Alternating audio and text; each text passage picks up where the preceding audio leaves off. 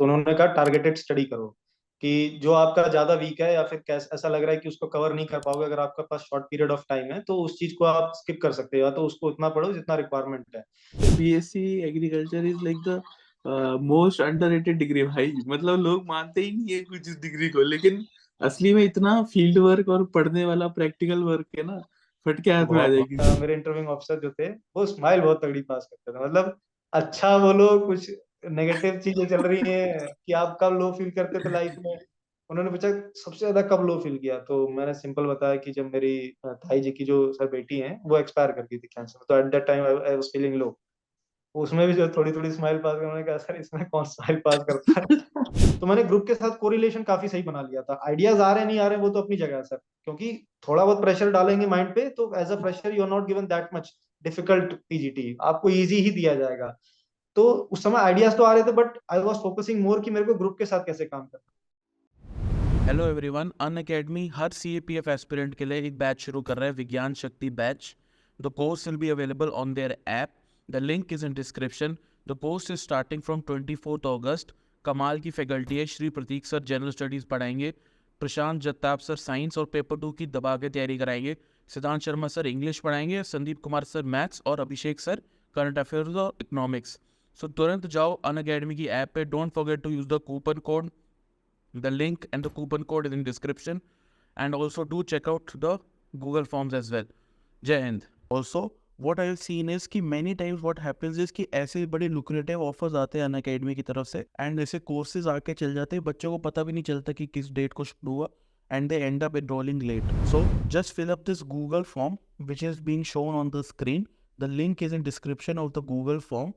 And इस Google form को भरने के बाद Unacademy will keep you updated with all it's courses जो आपके जैसे आप डिफेंस एस्पिरेंट हैं तो आपको defence related courses and along with the discount lucrative offers जो आपको आते हैं अनअकैडमी की तरफ से।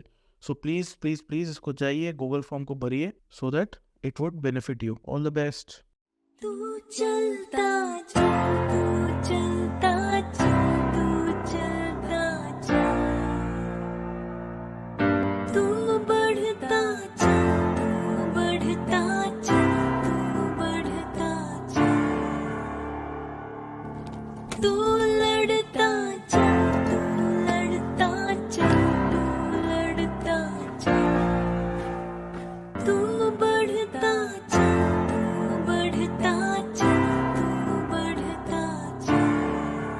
जय हिंद, वंदे मातरम, भारत माता की जय। स्वागत है आपको on the for the show. Today we have with us Pankaj Kumar.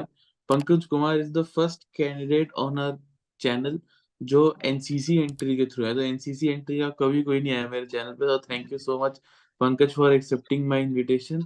Honour privilege to have you on our show buddy. And थोड़ा अपने बारे में ऑडियंस को बता यार, कौन है Pankaj Kumar? Thank you sir, thank you so much. It was my dream to come on this channel from the very starting when I started my SSB preparation, तो ऐसा लग रहा था कि कब इस प्लेटफॉर्म पे पहुंचेंगे। मेरा नाम पंकज है और मैंने अपनी ग्रेजुएशन बीएससी ऑनर्स एग्रीकल्चर से की, Chandrashekhar Azad university of agriculture and technology Kanpur से। और मेरी स्कूलिंग अलग अलग जगह हुई है, my father is also in Indian army और वो भी सर्विंग है, तो अलग अलग जगह से ग्रेजुएट स्कूलिंग हुई, फिर उसके बाद ग्रेजुएशन कानपुर से की। और एसएसबी का फर्स्ट अटेम्प्ट मैंने दिया था एनसीसी स्पेशल एंट्री के लिए, जिसमें मैं 14 एसएसबी इलाहाबाद से रिकमेंड हुआ था 7 जून को। Then after medical happened, medical also cleared, फिर उसके बाद मेरिट, और मेरिट में ऑल इंडिया रैंक 23 आई, and now I am very much happy to join the OTA in the upcoming months. Great यार, ग्रेट। जब तू 12th में था तो तेरे को एक तो फादर से तो मोटिवेशन मिली होगी आर्मी में आने की, लेकिन तूने फिर 11th 12th में बायो ले ली, तो एनडीए तो आउट ऑफ ऑप्शन हो गया तेरे लिए, राइट? बिल्कुल बिल्कुल सर। तो फिर उसके समय बाद हाँ, बोल बोल, क्या बोल रहा था? उस समय 12th में था कि मतलब देना है डिफेंस का एग्जाम, क्योंकि डिफेंस से रिलेटेड काफी पैशन था शुरू से ही। बट अच्छा वही मैथ्स का दिक्कत पड़ता था कि मैथ्स कैसे करेंगे, मैथ्स कैसे करेंगे, तो उस समय एनडीए दिया नहीं और नीट की तैयारी चालू कर दी। मेरा नीट का ड्रॉप भी है 1 साल का, अच्छा। फिर उसके बाद ओके। हाँ सर नीट का great drop. Great.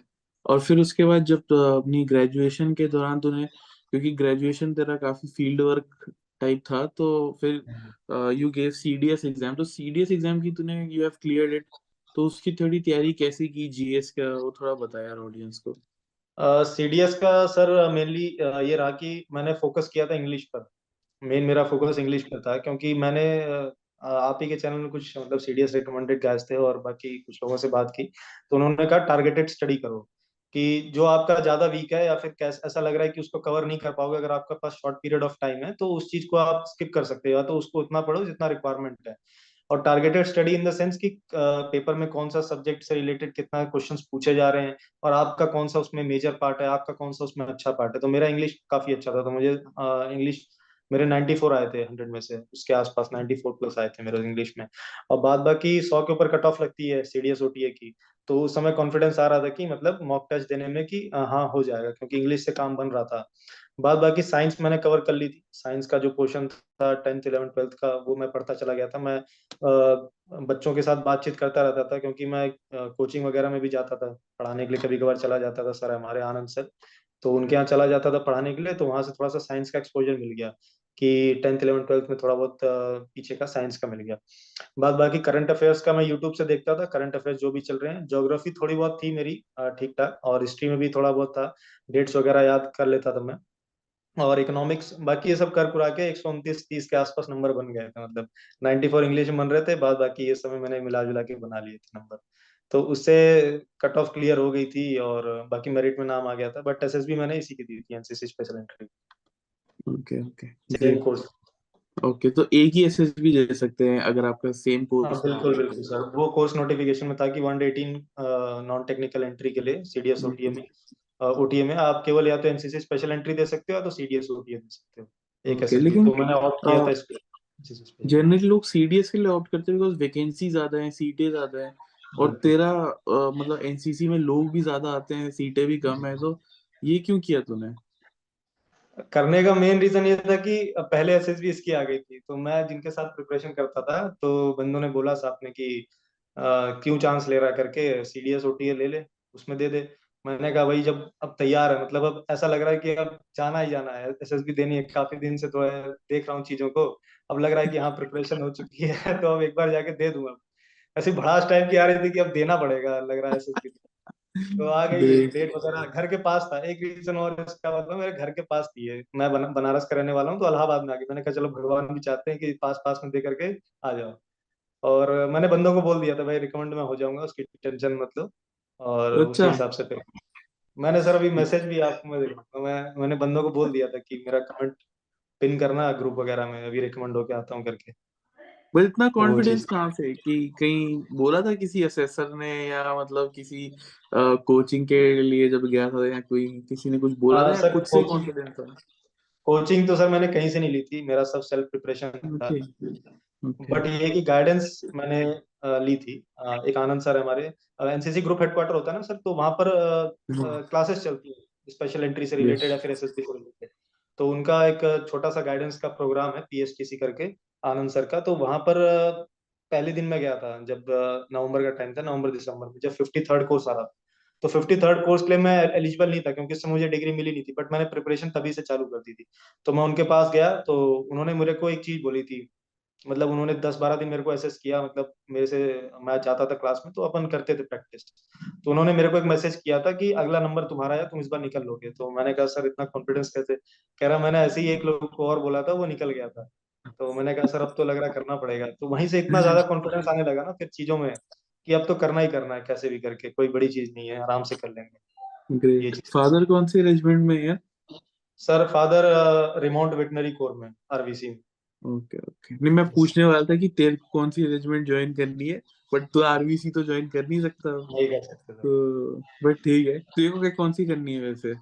Sir armoured करनी है, क्योंकि मेरी एनसीसी, आर्मड को। ओके एनसीसी का मेरा आर्मर्ड का ही था, तो to okay, join armoured. Great. तो तेरे को भी टैंक मैन बुलाएंगे फिर, हैं? बिल्कुल सर, बिल्कुल रेडी है तो जाके एक बार टैंक चलाने के लिए। ग्रेट यार, great. Armoured corps officer are the best, most stylish officers I seen, most stylish. Moving forward, JE CDS का ही थोड़े पेपर पे आते हैं, जैसे जो जीएस वाला पार्ट है, मेन हम्म, दिक्कत आती है यहाँ पे लोगों को कि सेक्शनल कट ऑफ ही क्लियर नहीं हो रहा है। तो बिल्कुल। क्या रिसोर्सेस यूज कर सकते हैं, क्या स्ट्रेटेजी यूज कर सकते हैं, थोड़ा शेयर करें। सेक्शनल कट ऑफ के लिए जैसे कि चीजें हैं कि आप फोकस मेरा तो सर ये फंडा था कि फोकस ऑन दैट, कि आप जहाँ पर अच्छे हो मतलब उन सब चीजों पर फोकस करो। अगर आप उसको स्ट्रॉन्ग कर रहे हो तो उनका फर्क काफी ज्यादा पड़ता है। जैसे कि अगर जीएस में भी बात करें तो जीएस में भी करंट अफेयर से रिलेटेड है चीजें, हिस्ट्री है, ज्योग्राफी है, ये सब चीजें हैं। तो उसमें आपका जो स्ट्रॉन्ग पार्ट है, और 3-4 पार्ट मतलब 2-3 पार्ट तो सबका स्ट्रॉन्ग रहता ही रहता है, तो उस चीज पे फोकस करने के लिए आपको मतलब सही उसमें मिलेगा कि हाँ उस चीज पर आप फोकस कर सकते हो। तो ये चीज है। और मेरा था कि साइंस से रिलेटेड मेरा काफी सही था, साइंस से रिलेटेड मेरे को नॉलेज अच्छी खासी थी, क्योंकि मैंने नीट का भी प्रिपरेशन किया था, तो at that time chemistry, physics और ये सब बायोलॉजी सब अच्छे से रहता था। और बाद बाकी करंट अफेयर्स का भी मेरे को काफी नॉलेज था, मैं पढ़ता रहता था न्यूज़पेपर वगैरह, तो वहां से भी काफी चीजें मिली। हिस्ट्री मेरी वीक थी, मैं उसको मानता हूँ, हिस्ट्री मेरी वीक थी, बट इकोनॉमिक्स और ज्योग्राफी में थोड़ा थोड़ा करके सेक्शनल कट ऑफ क्लियर कर लेते। तो मेन वो है, टारगेटेड स्टडी करना जरूरी है, कि जो आपको लग रहा है कि हाँ ये स्ट्रॉन्ग पार्ट है तो डू दैट, और उसको अच्छे से करो। ऐसा नहीं होना चाहिए कि फिर उससे क्वेश्चन गलत हो रहे हैं, नहीं तो फिर दिक्कत बढ़ जाएगी अगर उससे क्वेश्चन गलत होते हैं। Okay, okay, great. And any use of mocks which you have given mock test वगैरह? मॉक टेस्ट सर मैंने टेलीग्राम ग्रुप काफी ज्वाइन करके थे, तो वहां पर पेपर वगैरह आते थे, तो Okay, पेपर वो कर लेता था मैं। और बाद बाकी कुछ मैंने प्रीवियस ईयर क्वेश्चंस बहुत सारे लगाए थे, तो उससे भी काम बन गया था। okay, okay, great. And जब तू एसएसबी के लिए गया तो उसमें तूने सेल्फ प्रिपरेशन कैसे की? बिकॉज यू टोल्ड मी कि कोचिंग तो कहीं नहीं ली, सो सेल्फ वो प्रिपरेशन कैसे सर की? मेरा क्या था कि कॉन्फिडेंस तो काफी था कि हाँ एसएसबी देनी है, हो जाएगा करके, बट अंदर से डर भी लगता था कभी कभी, कि बंदे कोचिंग करते हैं, बंदे अपनी साइक एसेस करवा रहे हैं, इन सब चीजों से रिलेटेड। और शुरू शुरू में मैंने भी टेलीग्राम ग्रुप्स काफी सारे ज्वाइन कर लिए थे, है ना, तो उस समय मैं भी अपना क्या करता था, स्टोरी भेज देता था टेलीग्राम ग्रुप में कि आप एसेस करो। तो कुछ दिन बाद मुझे पता चला कि यार पर्सनैलिटी तो मेरी है, मैं मतलब ऐसे किसी से भी एसेस करा रहा हूँ चीजें, और किसी भी तरीके से उसको मोल्ड करके बता दे रहे हैं, तो it is not a good thing. फिर उसके बाद आनंद सर तो थे ही जिनसे मैं गाइडेंस वगैरह लेता था, और एक मैम थी, वैष्णवी मैम, मेरे दो दो मेरे गुरु रहे, एक तो आनंद सर, एक वैष्णवी मैम। एक तो आनंद सर थे ही जो मुझे चीजें बताते रहते थे टाइम टू टाइम, एक वैष्णवी मैम थी, वो भी इलाहाबाद से रिकमेंडेड है, but she was merit out for CDS entry. तो उनसे मैं मेरी मुलाकात हुई, और 3-4 बंदों का अपना ग्रुप बन गया, आनंद का, मेरा, और मोहन का, आदर्श का, तो ये नैना का, तो 4-5 लोगों का ग्रुप बना फिर तगड़ा वाला। फिर हमने क्या की, प्रिपरेशन चालू की फुल फॉर्म में। उस समय ये था कि अपना ये रहता था कि जितने भी अपन जीडी कर सकते हैं, जितने भी लेक्चरेट कर सकते हैं, जितने भी पीपीडीटी कर सकते हैं, जो अपन कर सकते हैं वो अपन करेंगे अपने लेवल पे। बाद बाकी जो साइक है और ये सब चीजें जो एसेस करवाने की चीजें, वो वैष्णवी मैम देखती थी। और उस समय मेरा ये गुड लक रहा कि मुझे ऐसी मतलब गाइडेंस मिली कि मतलब कोचिंग भी उसके सामने, मैं समझता हूँ कि अगर मैंने जैसे कि कोचिंग की भी नहीं है, मुझे जीटीओ ग्राउंड के बारे में कुछ अभी भी नहीं मतलब उतना आइडिया रहता है कि यार क्या रहेगा क्या नहीं रहेगा, कैसे बल्ली पटरा कैसे लगाना, क्या नहीं करना, तो उस समय भी रहता था दिमाग में हल्का हल्का डाउट कि कुछ हो ना जाए। बट ये था कि उस समय मैम के थ्रू इतनी अच्छी गाइडेंस मिली कि चीजें आसान होती चली गई, और बहुत अच्छे से मैंने कर ली थी। और प्रिपरेशन के टाइम में मैं ज्यादा फोकस करता था अपनी स्ट्रैटेजी पर। स्ट्रैटेजी मेरी ये रहती थी कि मैं ग्रुप डिस्कशन, लेक्चरेट और नरेशन का प्रैक्टिस मैं अपने ग्रुप के साथ बहुत ज्यादा करता था, चाहे जितने भी कर सकते हैं अपना, रात में भी अगर 1-2 बजे आ रहे हैं तो एक आध जीडी कर लेते थे, ऐसा रहता था 4-5 लोगों का। तो प्रैक्टिस बहुत की, बाद बाकी साइक एसेस करने का काम मैम करती थी और आनंद से करते थे, ये दो चीज थी, जहां भी थोड़ी बहुत चीजें रहती थी वहां वो करेक्ट कर देते थे। इस ओके, तरीके से ग्रेट। मैंने सेल्फ प्रिपरेशन की। ग्रेट, तो कैसा लग रहा है तेरे को कोचिंग के 25,000 बचाकर? बहुत बहुत बढ़िया सर। मैंने बीच में एक बार ऐसा सोचा था, कि एक बार जीटीओ के लिए चला जाए, क्योंकि यार जीटीओ का हाँ। कुछ नहीं कर सकते, पीजीटी या जीटी, एफजीटी में क्या होने वाला है। उस समय डाउट था मतलब ऐसा कि यार कहीं गड़बड़ ना हो जाए। बट आनंद सर ने मुझे एक चीज बताई थी कि यार जीटीओ एक गेम है, और तेरा प्रेजेंस ऑफ माइंड बहुत सही है, मैं समझता हूँ जहां तक, तू कॉन्फिडेंस से जा, तेरे को जितना आता है तू उतना कर, बाकी चीजें तेरे को ग्रुप के साथ रहना है। देख मेन क्या है कि उन्होंने मेरे को ये बताया था कि तुम्हें ग्रुप के साथ काम करना है, बंदों के साथ कैसे काम करना है, उनको उनके आइडियाज तुम कैसे ले रहे हो, उनको कैसे आप जज कर रहे हो, चीजों को कैसे कर रहे हो, आपस में कैसे कोरिलेट कर रहे हो, वो ज्यादा इंपॉर्टेंस रखता है as compared to ideas. Ideas तो तुमको आएंगे ही आएंगे, वहां पर प्रेजेंस ऑफ माइंड थोड़ा बहुत जोर डालोगे तो आपको आइडियाज आएंगे। उससे ज्यादा ये है कि आप अपने बंदों के साथ कैसे काम करो, तो मैंने उस चीज पे फोकस किया था जीटीओ में, और उससे ओके, रिलेटेड मुझे ज्यादा दिक्कत आई भी नहीं। ओके। जब तू एसएसबी चले गया तो screening, how was the screening? कितने बच्चे आए थे एनसीसी एंट्री? एनसीसी एंट्री तो थी इसमें 139 के आसपास थी, 139 या ओके। 140, 145 के आसपास, सर एग्जैक्टली मुझे याद नहीं इतने ओके। बच्चे आए थे और 34 स्क्रीनिंग हुए थे। और माय उस गॉड। समय 14 एसएसबी इतना मतलब मेहरबान था कि उन्होंने रिकमेंड भी 10 कर दिए थे 34 में ओ से। ओ भाई। 10 अच्छा, I have opener heard this time Allahabad ने दबा के रिकमेंड किए हैं दबा लोग। के रिकमेंड किया सर। मतलब और काफी 10 मीम बन 10 रहे हैं इस पे। बिल्कुल 10 जो रिकमेंड किया उसमें से 7 7 मेरिट इन भी हैं, 7 या 8 है merit oh wow wow wow, ये चीज है अमेजिंग सर। है, अमेजिंग। ऑल अच्छा, इंडिया फिर उसके बाद स्क्रीनिंग में तेरा वो पिक्चर क्या आया था उसमें? पिक्चर सर मेरी सिंपल थी, एक नॉर्मल हॉस्पिटल का सीन था, इतना सोफिस्टिकेटेड नहीं था, ज्यादा ज्यादा मशीन वगैरह कुछ नहीं थी। एक नॉर्मल टेबल वगैरह रखी थी जिसपे कुछ मेडिसिन थी और 2 3 लोग मतलब बेड पे लेटे हुए थे। और एक वुमेन एक मैन थे और दोनों के दोनों ने एप्रॉन पहन रखी थी, they were looking like doctors. सामने कुछ बंदे बैठे हुए थे। तो it was a simple hospital scene और इतना सोफिस्टिकेटेड हॉस्पिटल नहीं था, नॉर्मल था। ये था सर पिक्चर में। Okay, great. और जब तू स्क्रीनिंग हुआ तो उसके हम्म। बाद तेरा क्या रिएक्शन था उसमें कि इतने में इतने स्क्रीनिंग हो गए तो? स्क्रीनिंग के समय सर जब सब कुछ हो गया था, मतलब पीपीडीटी वगैरह हो गई थी, तो अपन बैठे हुए थे शेड के नीचे। तो मेरी मतलब नरेशन काफी सही गई थी, तो नरेशन मैंने अच्छा किया था। ग्रुप डिस्कशन में तो कॉमन स्टोरी बनी नहीं, है ना। हम्म। ग्रुप डिस्कशन में कॉमन स्टोरी बनी नहीं, बट ये था कि नरेशन मैंने काफी सही किया था, स्टोरी मेरे को लेजिट लग रही थी कि यार सही है। और बाकी ओएमआर तो सर कोई दिक्कत नहीं थी ओएमआर में। तो उसके बाद ये था कि फिर भी पहला ऐसा था कि फ्रेशर के रूप में गए थे, तो उतनी चीजें मतलब जज नहीं कर सकते क्या होगा क्या नहीं होगा, तो डर काफी लग रहा था यार, पता नहीं हो पाएगा कि नहीं हो पाएगा। बंदे मेरे को एक ही चीज बोले, भाई तेरा सबसे तगड़ा नरेशन है, कोई हो चाहे ना हो तेरा होगा। तो मैंने कहा भाई चलो ठीक है। तो उस समय जब रिजल्ट आया तो चेस्ट नंबर 41 बोला, चलो ठीक है, स्क्रीन इन हो गए। अब आगे का जो 5 डेज प्रोसीजर है वो मस्त तरीके से एकदम देखा जाएगा। मैं एकदम फ्री माइंड रहता था कि चलो हो गया आगे बढ़ते चले। ग्रेट। और साइक टेस्ट कैसे गया अगले दिन? साइक टेस्ट का सर मेनली मेरा साइक मैंने काफी सही तरीके से चीजें प्रिपेयर की थी साइक में। और डोजियर वगैरह भी मैं मतलब लास्ट के जब 15 20 दिन बचे थे तो I to write 1 dossier a day ना, वन वन या अच्छा। टू। हाँ सर, ग्रेट। मैं पूरा फुल फॉर्म में डोजियर लिखता था जिससे कि मुझे वहां दिक्कत ना हो। और बाकी साइक का सर टैट पिक्चर्स जैसे लगभग हम लोग प्रैक्टिस करते हैं, कोई स्विमिंग कोई डूब रहा है पानी में, या तो कोई महिला जा रही है रोड पर, और या तो कोई एक्सीडेंट का सीन है, या तो एनसीसी का कोई एक पिक्चर आ गई, तो मतलब लगभग 70 80% पिक्चर्स वही रहती हैं जो टैट में हम लोग प्रैक्टिस करते हैं। तो स्टोरीज रिलेटेड मैंने बहुत सारी बना रखी थी, और बाद बाकी जो पिक्चर जब देखी तो उस समय कुछ और आइडियाज भी आए, अच्छा ये भी चीज इसमें डाल सकते हैं, ये भी चीज डाल सकते हैं। बट ये था टैट का। और वैट का नॉर्मल मेरा क्या था, मैं टाइम कांस्टेंट में अच्छा परफॉर्म करता था। अगर मुझे 15 सेकंड में मेरे को बैठा दिया जाए पेन लिख लेकर के तो तब मैं लिख पाता हूँ। अगर मुझसे आप पूछेंगे अभी भी कि वैट ये बता करके, तो मैं सोचने लग जाता हूँ क्या बना दूं क्या बना दूं। बट पेन के साथ अगर बैठेंगे तो अच्छे तरीके से लिख पाते हैं पूरा पूरा। एसआरटी में सर सिंपल है। एसआरटी मैंने किसी से मतलब मैं जज नहीं कराता था एसआरटी, आनंद सर ने मुझे बोला था, वैष्णवी मैम ने भी, कि तुम्हें एसआरटी टेंशन मत लो, एसआरटी किसी से जज कराने की जरूरत नहीं, तुम्हारी सही है। और वो बेसिक रेस्पॉन्स होता है किसी एक बंदे का कि सिचुएशन में वो कैसे रेस्पॉन्स करता है, उसको किसी से एसेस कराने की जरूरत नहीं, डिफरेंस पर्सन टू पर्सन। तो एसआरटी का सर नॉर्मल था, बट ये था कि हमें फॉलो क्या करना है, कॉमा डाल डाल के लिखना है चीजों को, कंसाइज वे में लिखना है, 1 2 लाइन में कंप्लीट कर देना है। ये सब चीजें दिमाग में रहती थी।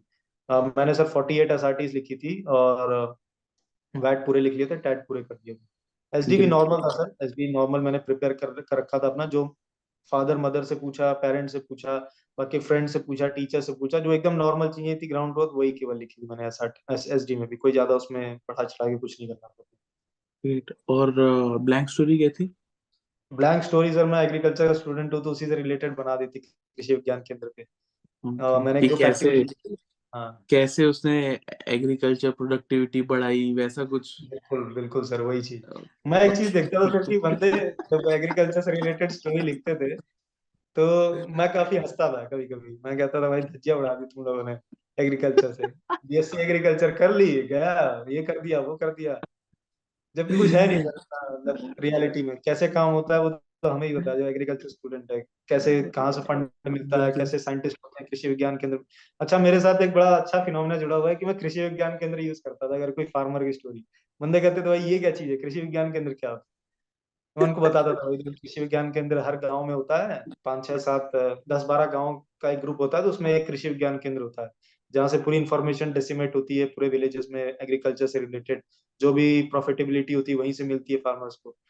तो उससे रिलेटेड मैंने अपनी स्टोरी ब्लैंक में लिखी थी, ब्लैंक स्टोरी। अच्छा, लो पता नहीं है, BSc agriculture is like the most underrated degree भाई। मतलब लोग मानते ही नहीं है कुछ इस डिग्री को, लेकिन असली में इतना फील्ड वर्क और पढ़ने वाला प्रैक्टिकल वर्क है ना, फट के हाथ में आ बहुत जाए बहुत किसी की भी। एक ये बार चीज यार, तो if you don't mind, can you please share that blank story, if you remember, जितना तेरे को बिल्कुल याद है। बिल्कुल बिल्कुल सर। मैंने ब्लैंक स्टोरी में सिंपल बनाया था कि मतलब Suyash was 23 years old student of BSc honours agriculture in Chandrashekhar Azad university.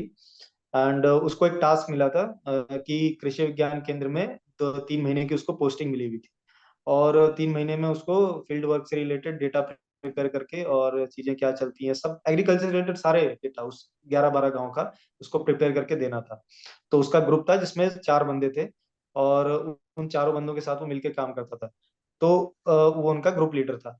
वहां पर वो गया कृषि विज्ञान केंद्र में, वहां पर वो साइंटिस्ट और एचओडी था, वहां से उनसे मिला, फिर उनको टास्क असाइन किया गया कि कुछ यहाँ पर फसल है जिनमें कि फंगल इन्फेक्शन हो गया है। जैसे कि गांव वगैरह में क्या होता है कि आम के पेड़ों में जो बौर होती है उस पे फंगल इन्फेक्शन होता है, और भी काफी ज्यादा चीजें थी कि लो प्रोडक्टिविटी है गांव में थोड़ा सा। तो उन सब चीजों का आप डेटा प्रिपेयर करो कि कैसे क्या हुआ है।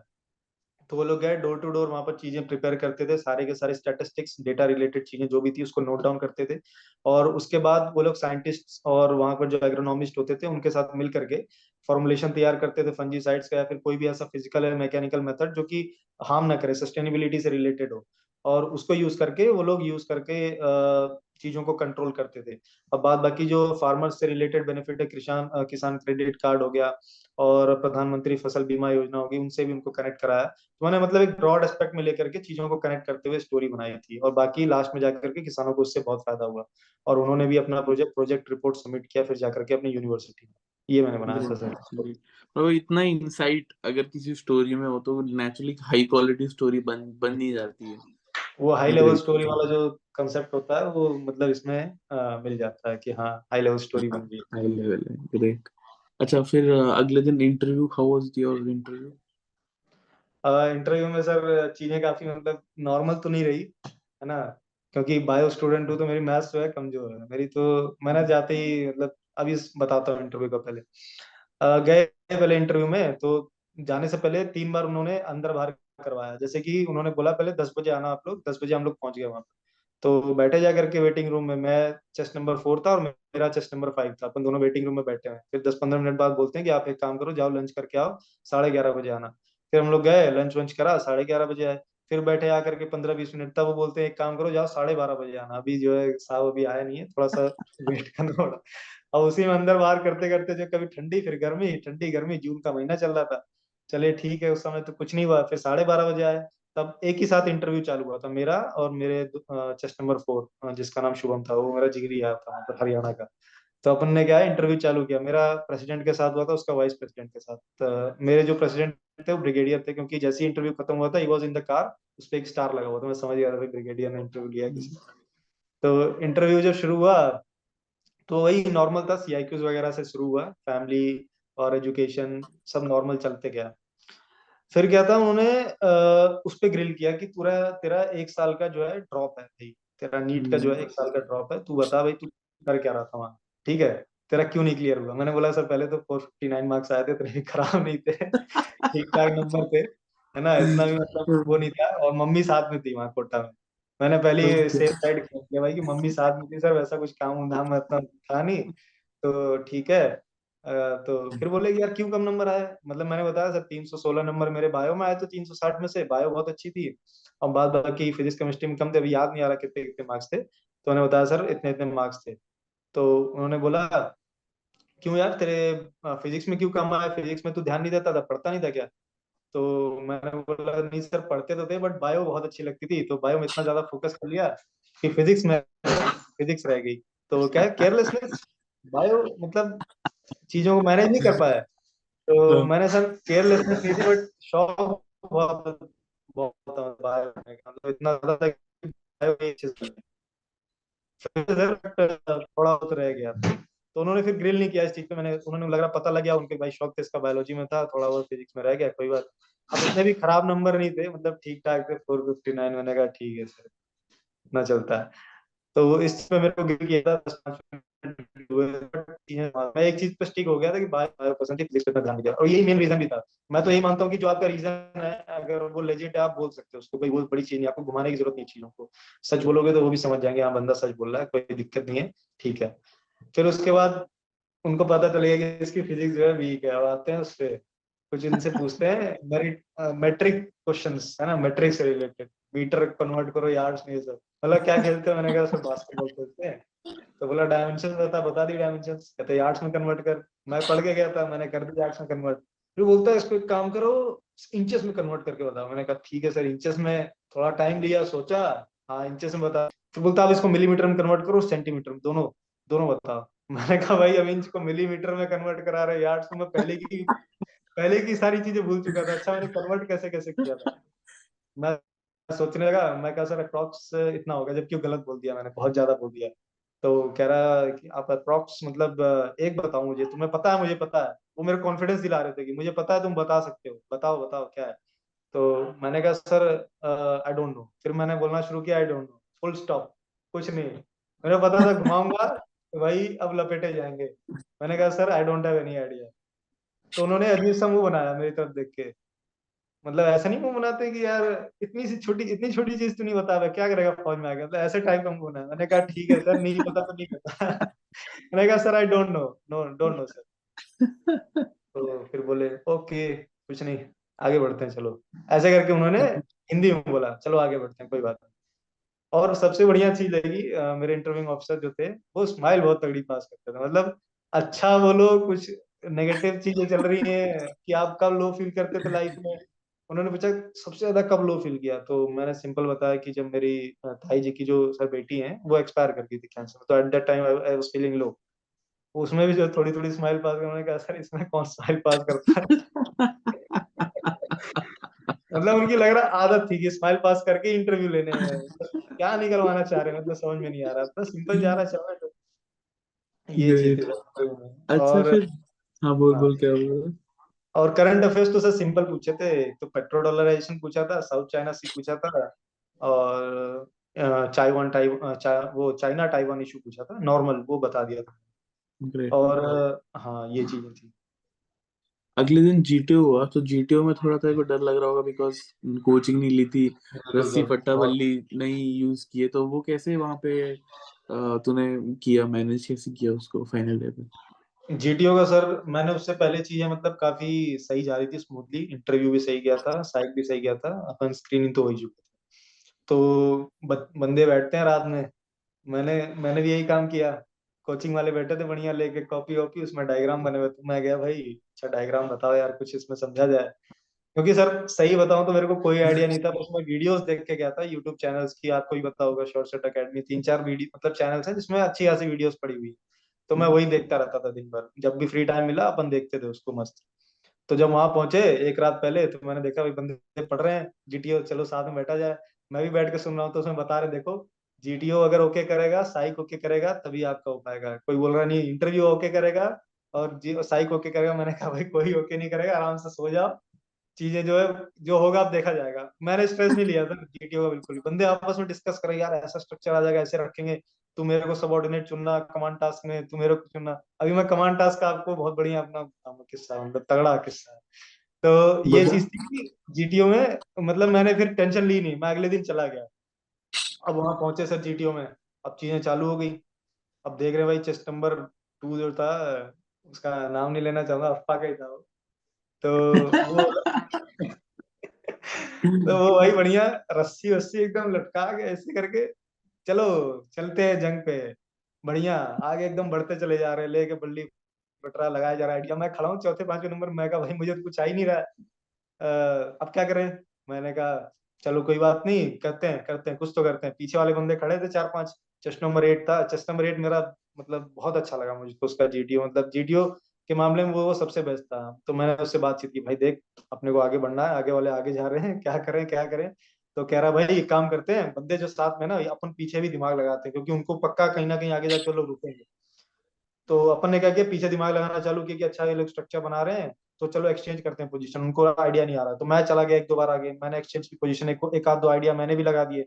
फिर मैं क्या करता था कि बंदों को काफी मतलब वो करता था, कि पीछे जो रहते थे उनको बोलता था कि gentleman do you have any idea about it, मतलब करने की चीजें हैं आ रही हैं खुद को भी, बट मैं फिर भी उनको इंक्लूड करता था कि चलो साथ में करते हैं करके, और बाकी लोड वोड भी पकड़ लेता था। तो मैंने ग्रुप के साथ कोरिलेशन काफी सही बना लिया था। आइडियाज आ रहे हैं नहीं आ रहे हैं वो तो अपनी जगह है सर, क्योंकि थोड़ा बहुत प्रेशर डालेंगे माइंड पे तो as a fresher you are not given that much difficult PGT, आपको इजी ही दिया जाएगा। तो उस समय आइडियाज तो आ रहे थे but I was focusing more कि मेरे को ग्रुप के साथ कैसे काम करना है। तो मेरी वो चीज काम कर गई। मेरे को कई जगह तो ऐसा था कि आइडियाज आ रहे थे कि अच्छा इस पे ऐसे लगा करके आगे बढ़ सकते हैं हम लोग, बट फिर भी मैं ग्रुप से एक बार पूछ ले रहा था कि यार हम लोग ऐसा कर सकते हैं कि नहीं कर सकते हैं, तो वो बोले थे okay gentleman we can do, तब मैं उसको लगा रहा था। तो इंडिविजुअलिस्टिक अप्रोच जो होती है, फिर जो बोलते हैं ना सर सेल्फिश अप्रोच थोड़ा सा, तो वो चीज मैंने एकदम पहले ही सोच गया था कि एसएसपी में यार अपने को इंडिविजुअल अप्रोच करनी ही नहीं है, भाई ग्रुप टास्क करना है तो ग्रुप के साथ ही करना है। तो ये चीज काम कर गई। पीजीटी में भी सर सिंपल ये था, एचजीटी में भी एफजीटी में भी। और कमांड टास्क का सर भी बताता हूँ आपको। कमांड टास्क में मेरे को थोड़ा सा मेरे को टफ लगा कि मेरा कमांड टास्क थोड़ा सा टफ था, उसमें स्ट्रक्चर्स वगैरह थोड़े से ऐसे थे। तो पहले गए तो उन्होंने पूछा कि फादर क्या करते हैं, बता दिए, थोड़ा बहुत बात होती है सर जो जीटीओ से शुरू में कमांड टास्क के। तो पहले नंबर पे मेरे को ही बुलाया गया था, और मेरे साथ डिसाइड करके गए थे बंदे की तू मेरे को सबऑर्डिनेट बुलाना, मैंने कहा था मैं तेरे को बुलाऊंगा, चलो ठीक है, मैंने बुला लिया दो बंदों को सबऑर्डिनेट।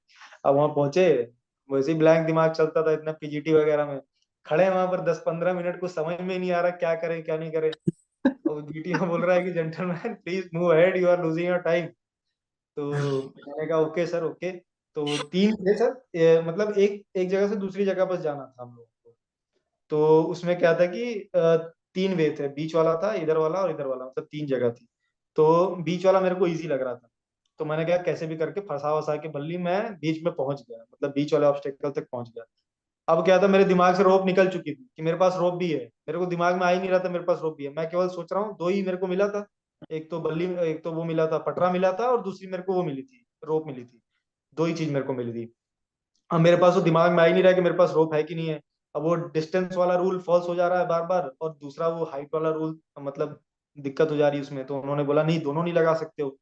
अब मेरा दिमाग ही नहीं काम कर रहा उसमें क्या करें क्या नहीं करें, तो मैंने कहा सबऑर्डिनेट्स भाई अब तुम ही नैया पार लगाओगे, आ जाओ। मैंने कह दिया sir can I take the help of my subordinates. उन्होंने बोला भी नहीं था, मैंने कहा सर ले लेते हैं। तो उन्होंने बोला भी नहीं था कि तुम लो चाहे मत लो, बट मेरे को शर्म आ रही थी भाई बीच में पहुंच के मैं करूं क्या यहाँ पर, लगातार देखे जा रहे हैं। तो मैंने कहा sir can I take the help of my subordinate. Subordinate ने कहा भाई देख ऐसे लगा इसमें रस्सी बांध। मैंने कहा अरे भाई रस्सी तो मैंने देखी नहीं थी यार, रस्सी बांधी फिर पार हो गया। वो था ग्रेट। सर। अब मैंने क्या किया कि चलो हो गया, कमांड टास्क तो हो गया। अब जब अपनी सीट पे दोबारा गए ना, मैंने कर दिया थोड़ा सा माहौल करा, मैंने कहा भाई मेरा बहुत बेकार गया कमांड टास्क, जो हो गया सो हो गया। और वहां जो दोनों सबऑर्डिनेट्स थे उन्होंने भी वो कह दिया भाई इसका तो आधे में ही फंस गया था, हमने जो है पार करा। अब मेरे साथ ये हुआ कि मुझे किसी ने सबऑर्डिनेट नहीं बुलाया फिर अगले बार। अबे यार, तो तूने जिनको बुलाया उन्होंने तेरे को धोखा दे दिया लास्ट मोमेंट में। नहीं बुलाया उन्होंने ना, मैं बोला मैं अलग ही टेंशन में बैठा हूँ कि भाई क्या हो गया यार, लग रहा है रिकमेंड नहीं हो पाएंगे, अब तो सब कुछ सही जा रहा था यही फंसे, अब क्या होगा। अब मेरे को किसी ने सबऑर्डिनेट बुलाया भी नहीं, मैंने ना किसी को बोला, क्योंकि मैंने भी माहौल खराब कर दी, गलती मेरी थी उसमें, मैंने बोल दिया अच्छा, भाई। जब जब ये सब खत्म हुआ तो जब वापस गया तो तूने उनको कुछ बोला नहीं, जिन्होंने तेरे को लास्ट मोमेंट पे डिच कर दिया?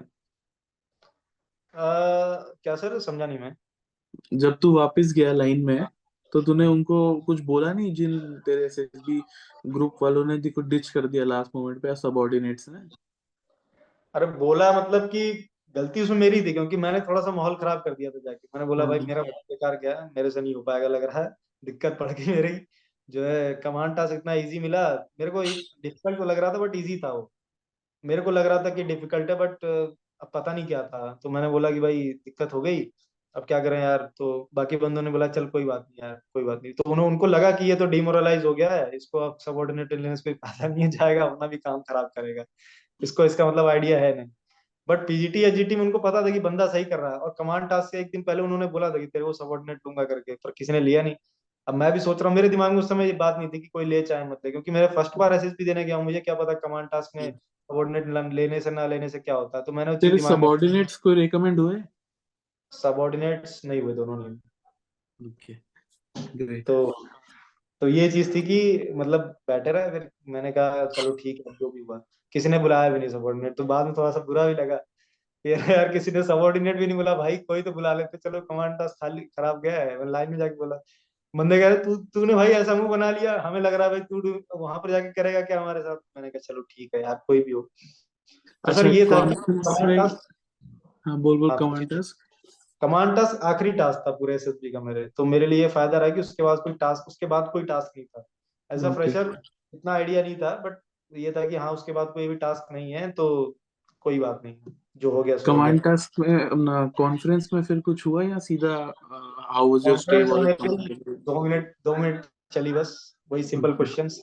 कैसा स्टे रहा, खाना पीना कैसा लगा, कोई सजेशन देना चाहोगे क्या, ओके, और ओके, बाद बाकी यही सिंपल चीजें थी सर। और कॉन्फ्रेंस हो गई थी। उन्होंने पूछा था किसको रेकमेंड करोगे, तो मैंने चेस्ट नंबर 8 बोला था, जो मेरा सबऑर्डिनेट था। ओके, और उन्होंने एक चीज और पूछी थी सर, उन्होंने कहा कितना रेट करोगे, मैंने कहा सर 7 आउट ऑफ 10। तो बैठे तो सामने जो ऑफिसर थे, उन्होंने पूछा कि 3 मार्क्स कहाँ काट दिया आपने, 3 पॉइंट कहाँ काट दिया, उन्होंने मेरे से डायरेक्ट पूछा 3 पॉइंट कहाँ काट दिया। मैंने बोला सर जीटीओ। बोला जीटीओ में कौन सा, मैंने कहा सर कमांड टास्क। बोला for that you have deducted 3 points. मैंने कहा yes sir 3 points was not good. तो बोला ओके ठीक है। मैंने उनको ग्रेट, बता दिया वहां जाके कॉन्फ्रेंस में कि नहीं गया तो नहीं गया। अब उनको क्या लगा वो जानते हैं। ग्रेट। अच्छा, रिकमेंडेशन मूवमेंट कैसा था जब तेरा चेस्ट नंबर लिया, तो how how how did you feel? बात तो सर वही थी कि कमांड टास्क के बाद लग रहा था कि अब तो घंटा रिकमेंड होंगे नहीं। चीजें वही चल रही थी दिमाग में कि कमांड टास्क खराब गया। एक दिन पहले मतलब फोन वगैरह लाते हैं सर एसएसबी बंदे, तो पापा को फोन करके मैंने बोल दिया कि पापा कमांड टास्क अच्छा नहीं, पापा बोले ये चलो कोई बात नहीं, तुमको तो कहा था कोचिंग कर लो तुमने कोचिंग नहीं की। कर ली होते कोचिंग, तुमको कह रहे थे चले जाओ, मना कर रहे थे कि नहीं हो जाएगा करके। मैंने बोला पापा कोई बात नहीं, अगली बार दे देंगे, अभी तो अभी सीडीएस की बची हुई है, अभी तो सारी एंट्रीज है। तो फिर सर रिकमेंडेशन के टाइम 1% चांस नहीं लग रहा था कि मैं रिकमेंड होने वाला हूँ। बिल्कुल नहीं लग रहा था सर, सच्ची में, मतलब बिल्कुल भी नहीं। एकदम आराम से बैठा हूँ, चेस्ट नंबर 6 था जो मेरे, वो बढ़िया साईं बाबा को मैंने कहा भाई ठीक है ठीक है भाई कोई बात नहीं, जो होगा देखा जाएगा। बट ग्रेट यार। चेस्ट नंबर 2 के बाद, मतलब वो भी एक कम नहीं है, चेस्ट नंबर 2 के बाद चेस्ट नंबर 5 बोलना चाहिए था डायरेक्ट, अगर मेरे को रिकमेंड करते हो। चेस्ट नंबर सीधा 12 बोल दिया। मैंने कहा ओ चलो हो गया भाई। काम, तो पत्ता कट चुका है। 12 के बाद, क्योंकि फ्रेशर 3 रिकमेंड हुए थे, 7 रिपीटर रिकमेंड हुए थे अपने। ओके, तो चेस्ट नंबर 2 रिकमेंड हुआ था, चेस्ट नंबर 5 और चेस्ट नंबर 12। तो उन्होंने 2 के बाद सीधा 12 बोला। तो मैंने कहा अब तो गया। जैसे ही फिर 5 बोला, मैंने बोला भाई 5 क्या होता है भाई, 5 भी होता है कुछ, मेरा 5 है। खड़े खड़े हो गए, और मतलब तैयारी भी नहीं की थी उन्होंने, पहले ही बोल दिया था कि अपना नाम बोलना, अपना रोल नंबर बोलना, मतलब उस चीज की भी तैयारी नहीं की थी कि रोल नंबर है क्या, मुझे याद ही नहीं है। उस समय याद ही नहीं रहता है रोल नंबर क्या है, इतना 4-5 दिन में याद करो। तो मैं खड़ा हुआ नाम बोला और मैंने रोल नंबर बोल दिया गलत, कुछ भी बोल दिया ऐसे, मतलब 800635 था तो 865 कुछ ऐसे का कुछ बोल दिया। तो उन्होंने बोला लेफ्टिनेंट कर्नल थे वो, तो मैं बोला क्या, सही से बोलो। मैं बोला सर आई डोंट रिमेम्बर। बोला पंकज कुमार हो ना chest number 5? Yes sir, go there. मैं कहा ओके सर। फिर ग्रेट यार, उसके बाद ग्रेट। सर जो जो मतलब अलग ही खुशी हो रही थी। फिर तो मैंने, पाजी थे अपने जो है वहां पर, पंजाबी थे अपने, सरदार जी, तो वो थे ग्राउंड्समैन। सीधा पैर पड़ लिए जाके, मैंने कहा सर आप ही पिता हो हमारे इस समय, तो आप ही का जो है। तो उन्होंने अरे भाई कोई बात नहीं कोई बात नहीं। मैंने कहा नहीं सर, आपका आशीर्वाद लेना जरूरी है। और उनका ग्रेट। एक बहुत बड़ा मेजर रोल रहा, सरदार जी का, वो हवलदार थे ग्राउंड्समैन। तो उनका एक बहुत मेजर रोल रहा सर कि जब मैं कॉन्फ्रेंस देने जा रहा था ना, तो कमांड टास्क वाली चीज तो मेरे को रात से खाई जा रही थी कि यार कमांड टास्क खराब गया है। तो थोड़ा सा मतलब माइंड में वैसा था नेगेटिवनेस कि यार क्या होगा, चलो कोई बात नहीं, कॉन्फ्रेंस में भी देखा जाएगा। बट मैं जब उनके साथ बैठा ना, तो मेरे साथ एक चीज और हुई थी। चेस्ट नंबर 5 के बाद चेस्ट नंबर 4 के बाद चेस्ट नंबर 5 बुलाना चाहिए, मेरा 5 था। बट उन्होंने 6, 7, 8 बुलाया, फिर उसके बाद 5 बुलाया, ऐसा था। तो मेरे को वेटिंग टाइम उन्होंने दे दिया था, 6, 7, 8 के बाद मेरे को बुलाया था। तो मैं वहां बैठा हुआ था आराम से। तो मैं उनसे बातचीत कर रहा था कि आपके मतलब बच्चे वगैरह क्या करते हैं। कह रहे मैं तो कनाडा भेजूंगा, वहीं पर है जो भी है, फौज वौज में कौन यार, वो तो कनाडा भेजेंगे। मैंने कहा ओके बहुत बढ़िया सर, तो अपन भी लग रहा है कनाडा ही जाने वाले हैं, यहाँ तो कुछ होने वाला है नहीं इस बार अपने को भी कहीं इधर उधर की गली देखनी पड़ेगी। तो वहां मतलब बड़ा इतना स्ट्रेस आउट हो गए थे कि उसके बाद जब कॉन्फ्रेंस में गए ना, तो उस समय एकदम माइंड रिलैक्स था, चलो जो पूछा जाएगा बोल देंगे, कोई दिक्कत नहीं, जो होगा ग्रेट देखा यार। जाएगा। ये चीज थी। Thank you so much Pankaj for coming on our platform. बहुत अच्छा लगा है तुझसे मिलकर, तुझसे बात करके, तेरा एक्सपीरियंस जान के। And we wish you all the best for your tenure at OTA. And Thank you, sir. बढ़िया करना, and just make all of your parents नहीं, just make your parents proud, ठीक है, and your friends, all of your friends proud.